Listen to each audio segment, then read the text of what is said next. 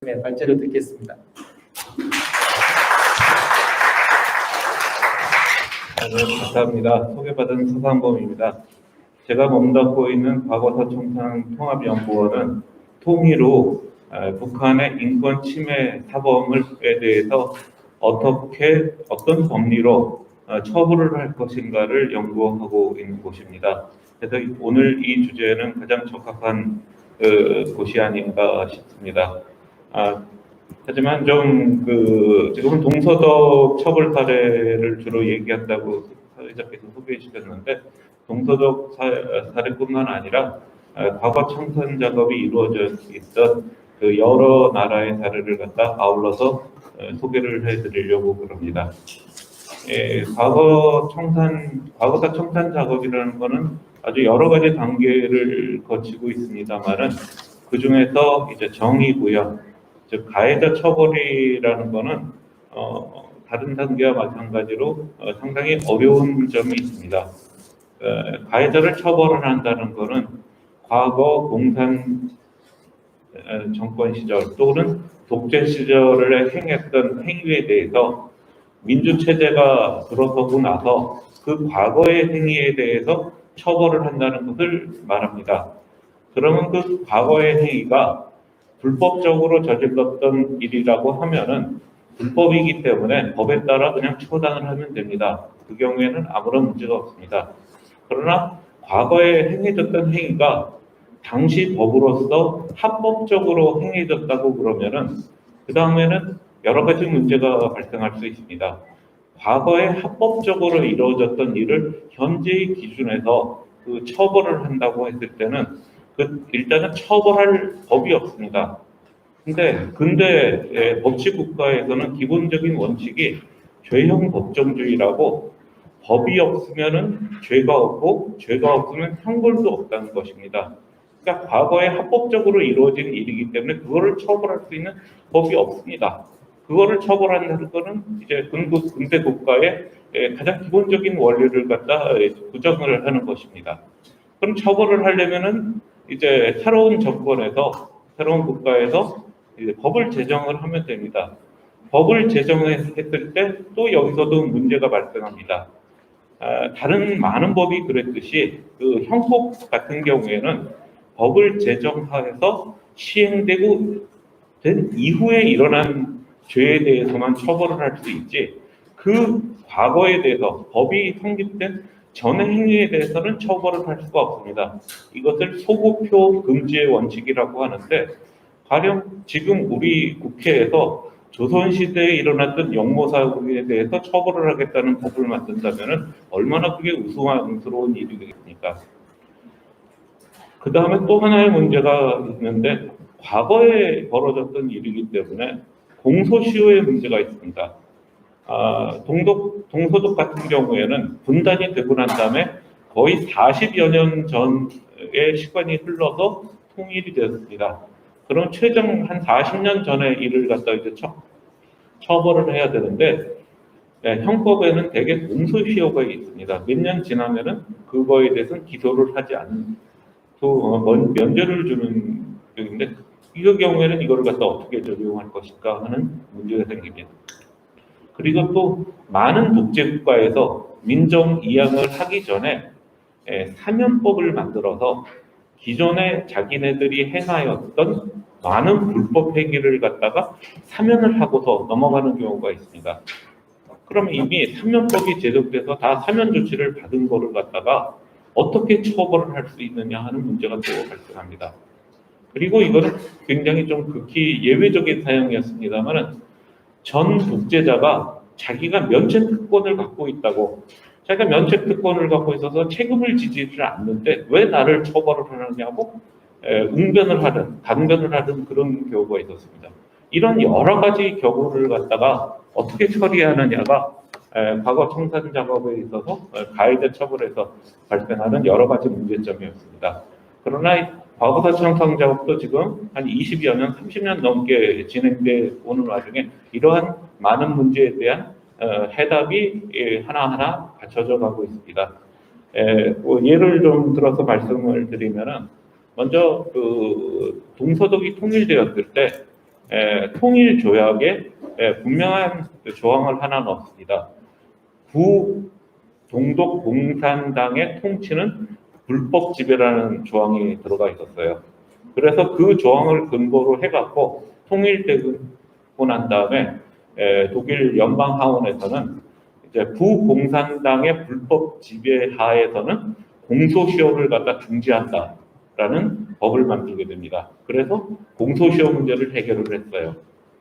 그리고 또 하나는 이제 그 베를린 장벽이 건설되고 난 다음에 많은 도독 주민들이 서독으로 탈출을 했는데 이때 동독 경비 국경 경비대원이 총격을 가해갖고 많은 동독 주민들이 사망을 하였습니다. 40여 년 동안 300여 명이 이제 사망을 했는데 이거에 대한 재판에서 그 명령권자라고 할 수 있는 동독의 정치 국원들하고 국방위원회 위원들이 이거는 소급표 금지 원칙에 어긋난다라고 헌법재판소에 위헌 신청을 했어요. 근데 헌법재판소에서 판결을 내리기를 국제인권법에서 널리 인정되는 원칙을 갖다가 준수하지 않았을 경우에는 이거는 소급표에 해당되지 않는다 해갖고 소급표 금지가 해당이 안 된다고 이제 판결을 내렸습니다.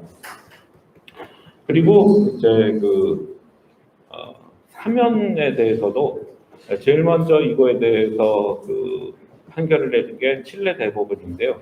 칠레 대법원에서는 이제 피노체트가 말하자면 피해 숙청을 하고 난 다음에 사면법을 만들어서 과거 일을 갖다 전부 기소되지 않고 조사되지 않은 사항에 대해서는 모두 사면한다라고 이제 사면법을 만들어서 통과를 시켰는데 후에 민정위원회가 되고 난 다음에 칠레 대법원에서 국제인권법상 규정된 반인도 범죄에는 사면의 대상이 아니다 해갖고 이 사면법의 효과를 갖다 없애버렸습니다. 그리고 뒤이어 아르헨티나 대법원은 아예 사면행위 자체가 위헌이다 해갖고 사면행위 자체를 갖다가 취소시켜버리는 그런 일이 있었습니다. 그리고 이제 조금 전에 말씀드렸던 동서독 총격 사건에 있었던 동독 지도자들이 동독법에 그런 조항이 있었다고 그럽니다. 국가 지도자의 행위에 대해서는 면책을 한다라는 조항이 있었는데 그 조항을 들어서 자기네들 처벌하는 것은 면책권을 갖다 어기는 것이다라고 제소를 했는데 독일 헌법재판소에서 아주 명쾌하게 판결을 했습니다.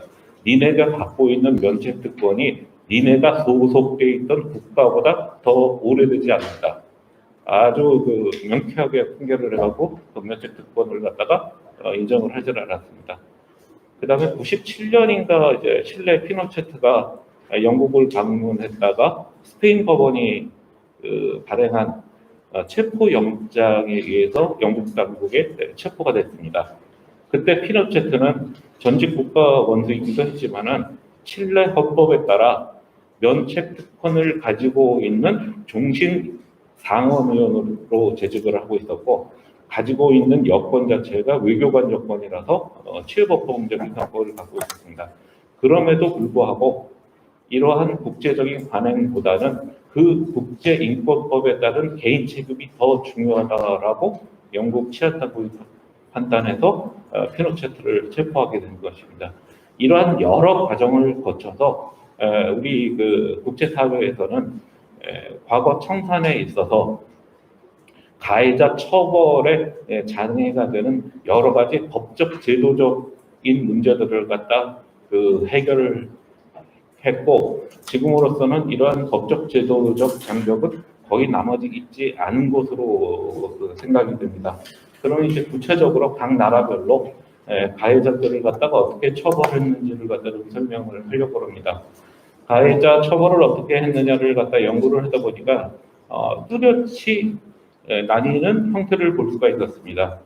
뭐냐 하면은 구체제가 완전히 붕괴돼 갖고 새로운 민주체제가 집권을 하였을 경우에 가해자 처벌과 구체제 세력과 신체제 세력이 타협을 해서 민주주의 체제를 갖다 수립했을 때는 가해자 처벌이 확연히 달랐습니다. 그래서 먼저 이제 구체제가 완전히 무너졌던 사례, 이제 동서독하고 아르헨티나하고 프랑스 사례를 먼저 설명을 드리도록 하겠습니다.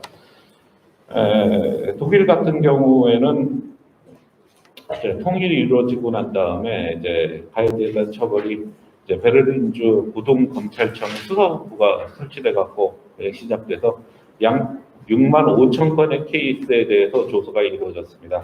그래서 2005년에 이제 모든 재판이 다 끝났는데요.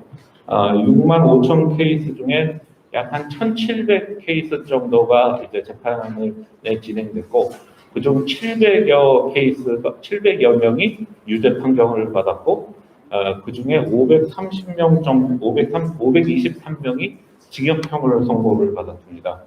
먼저 가장 유죄 판결을 많이 받았던 게 북경 총격 사건이었는데요.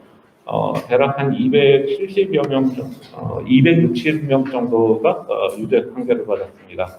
327명이 사망한 사건에 대해서 264명이 이제 처벌을 받은 거니까 굉장히 이제 처벌률이 높다고 할 수가 있습니다. 이 사건에 대해서는 주로 이제 기소된 사람이 두 가지 분류로 나눠지는데요. 이제 총을 쏘라고 지시했던 부동독의 국가 지도부 인사들에 대한 재판이 있었고, 그 다음으로는 실제로 총을 쏜 국경 경비대원에 대한 재판이 있었습니다. 지도부에 대한 재판에서는 호네커를 비롯해서 여러 명의 이제 정치 구건이라든가 슈타시 총수가 너무 고령으로 재판을 받을 수 없다 해갖고 재판이 이제 취소된 케이스가 있었고, 몇몇 케이스는 대충 한 1년 반에서 한 7년 정도의 징역형을 선고를 받았습니다. 그에 비해서 실제로 총을 쏜 경비대원에 대해서는 형량이 좀 높아서 최대 10년형까지 선고를 받은 케이스가 있는데, 독일 법원의 판단은 그랬습니다. 사람을 쏘아 죽인다는 것 자체가 큰 죄라는 것을 알면서도 쏘았다. 니네가 아무리 교조주의적인 사상을 갖다가 교육을 받았다 하더라도 이게 죄란 거를 몰랐을 리가 없다. 이런 논리로 유죄 판결을 하였습니다. 그중 일부는 당신들이 총을 쏜 행위가 이거는 국경 경비가 아니라 너는 인간을 대상으로 사냥을 한 거다. 이거는 중죄에 처해야 된다 해갖고 중형을 받은 그런 케이스도 있습니다. 그리고 6만 5천여 건의 케이스 중 가장 많은 케이스가 사법 왜곡에 대한 케이스입니다. 그러니까 동독의 법관이라든가 검사라든가 경찰관이 법률을 갖다가 공산당에 유일하게 해석을 해서 유리한 행동을 했다는 건데요. 의외로 여기는 케이스는 4만 3천 건의 조사를 했지만은 기소는 230건밖에 기소가 되지 않았고 유죄 판결을 받은 사람이 130명 정도밖에는 되지 않았습니다. 이렇게 조사한 케이스에 대해서 기소되거나 유죄 판결을 받은 사람이 적었던 이유는 일단 기록이 없었고, 그 다음에 너무 오래됐기 때문에 당사자들이 사망한 케이스가 많아서 조사를 하다가 중단이 되었다고 합니다. 그 다음에 이제 정권이 완전히 몰락한 케이스가 이제 아르헨티나를 들 수 있습니다. 아르헨티나는 군부가 쿠데타를 일으켜서 정권을 잡았는데 82년도에 군부의 위신을 갖다가 더 세우려고 앞바다에 있는 영국령 포틀랜드를 갖다가 공격을 해서 영국하고 포틀랜드 전쟁을 치렀습니다.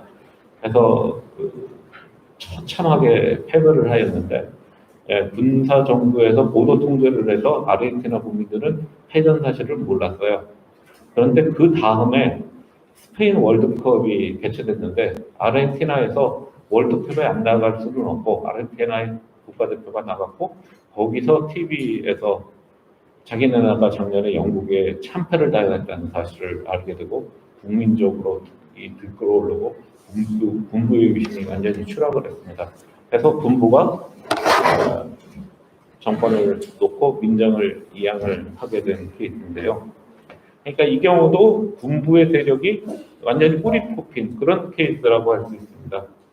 근데 이제 군부 독재 시절 아르헨티나는 더러운 전쟁이라고 그래서 자국민을 상대로 백색 테러를 당해갖고 사망하거나 실종된 사람이 2, 3만 명이 넘었고요. 그리고 이제 이 죽이기 전에 고문을 하고 그 여성인 경우에 뭐 임신을 했다고 그러면은 아이를 낳게 하고 난 다음에 산모는 죽이고 낳은 아이는 군인한테 이방을 보내는 이런 굉장히 엄청난 인권 침해를 했던 나라입니다. 그런데 민주정부가 들어서 그래서 처벌이 굉장히 약했습니다. 한 700명 정도가 기대됐고, 그 다음에 이제 장군이 돌아가면서 대통령을 했거든요. 그러니까 전직 대통령을 했던 장군 몇몇 사람에 대해서만 감옥에 쳐넣었지, 그렇게 심하게 처벌을 하지 않았습니다.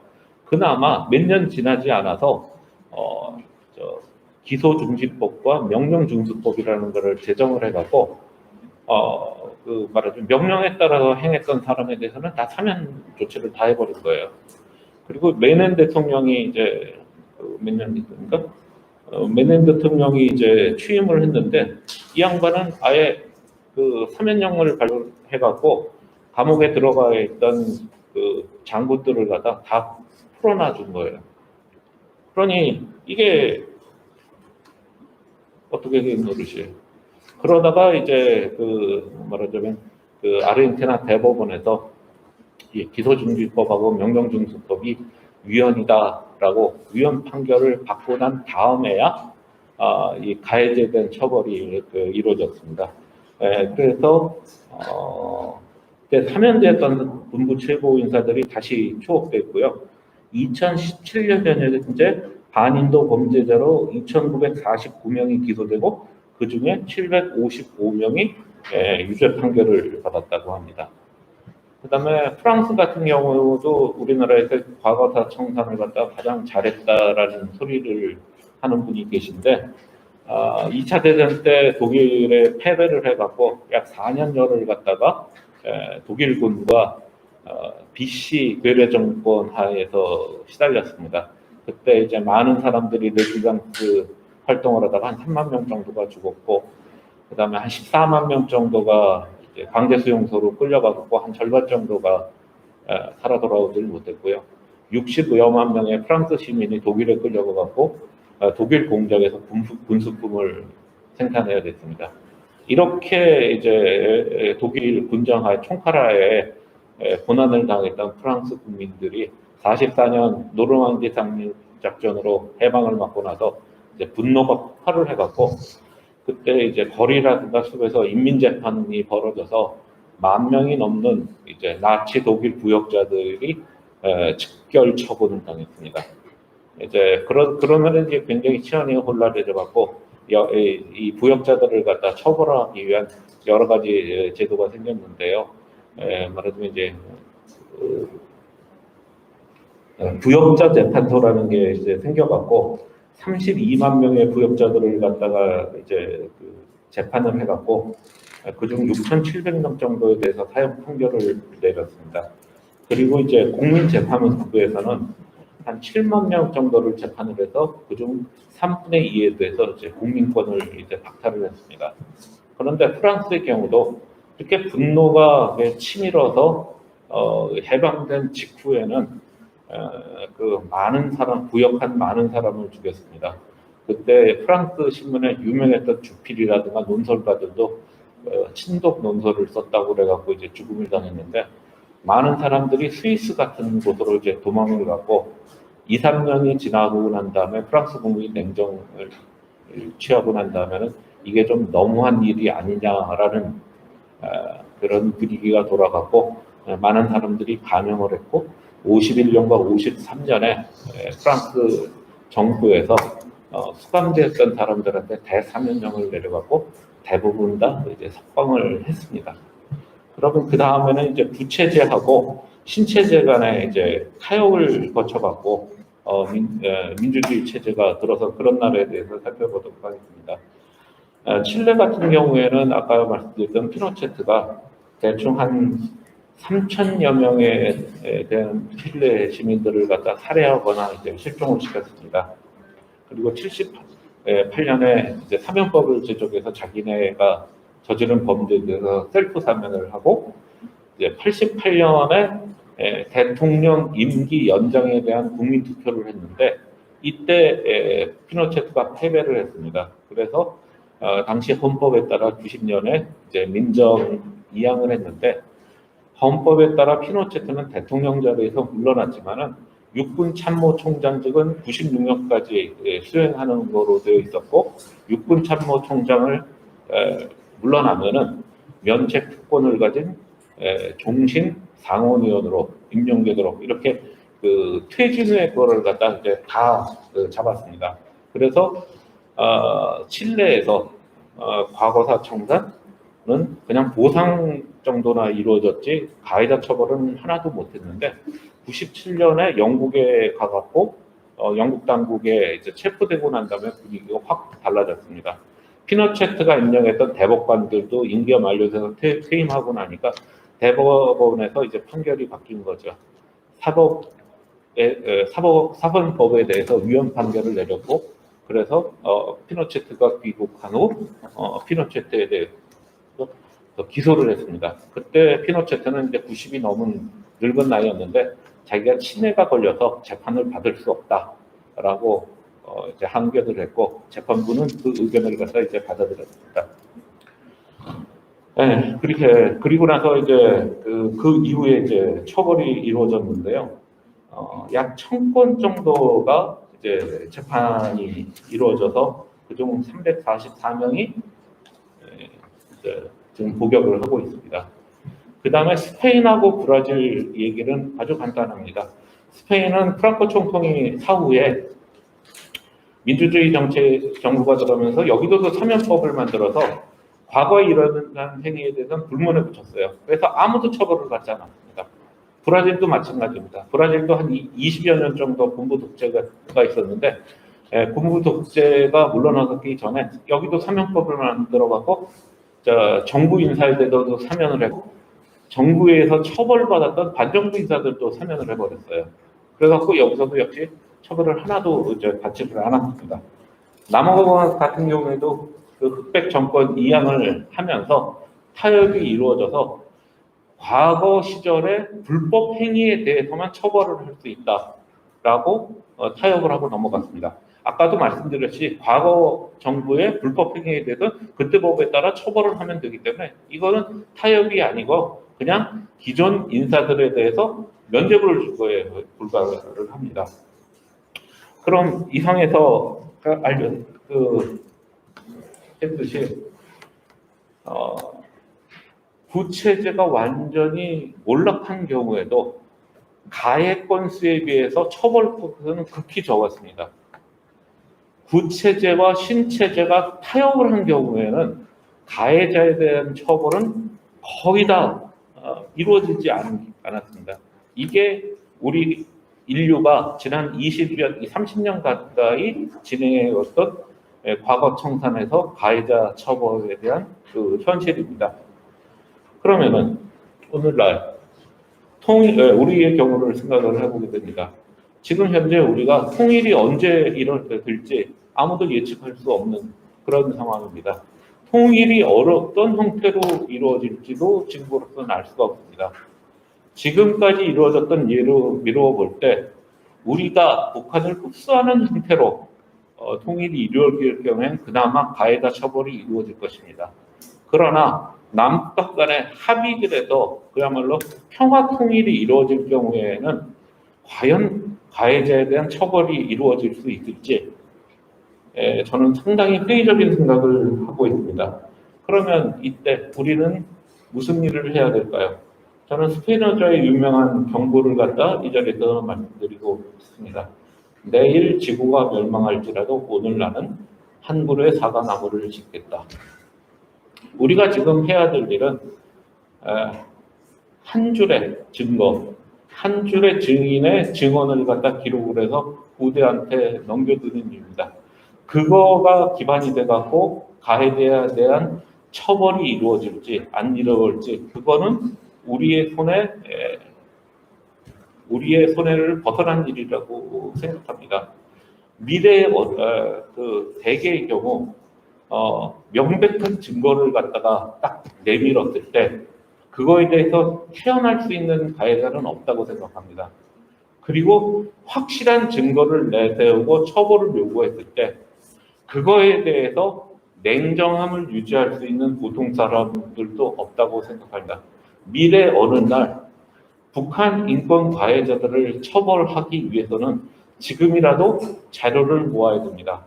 과거에 밀리언셀러를 갖다 기록했던 음반도 1, 20년이 지나고 나면은 찾지 못해서 굉장히 고가로 거래되는 것을 우리는 흔히 보고 있습니다. 지금 흔히 얻을 수 있는 자료, 언제나 만날 수 있는 증이지만 이게 수년이 지나서도 기록되리라는 보장은 없습니다. 그래서 오늘 NKTV에서 이 가해자 DB를 만든 것은 그런 한 의미에서 미래 우리 통일된 우리 사회에 대한 일종의 경종을 울리는 그러한 큰 작업이 아닌가 그렇게 생각합니다. 이상 발표를 마치겠습니다.